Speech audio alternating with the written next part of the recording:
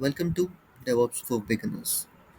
Today we are going to learn about how to install Git Bash for Windows.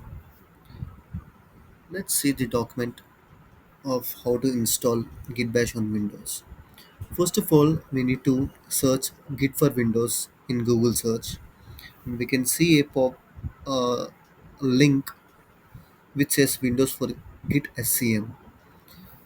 So click on this Git SCM and you can see the 64.exe file where you can download your Git SCM.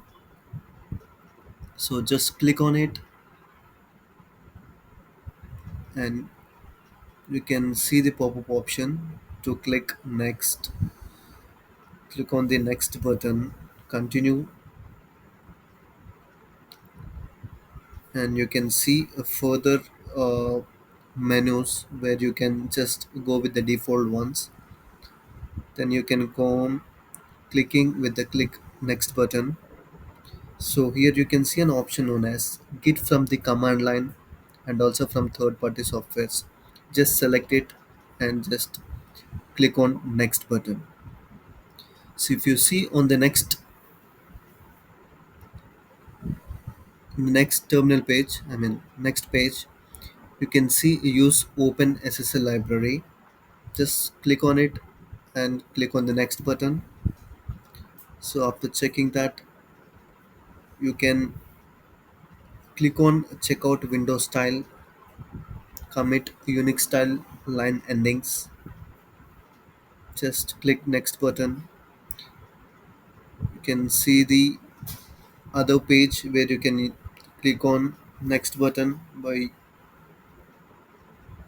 after that, finally you can just select the whatever the required enablements we need required. So for example, we see here we have enable file system caching and we got enable git credential manager. Just select those. If you want to select the symbolic links, if you want, you can click it, or else no, just click on next button. Here we got the last option as install.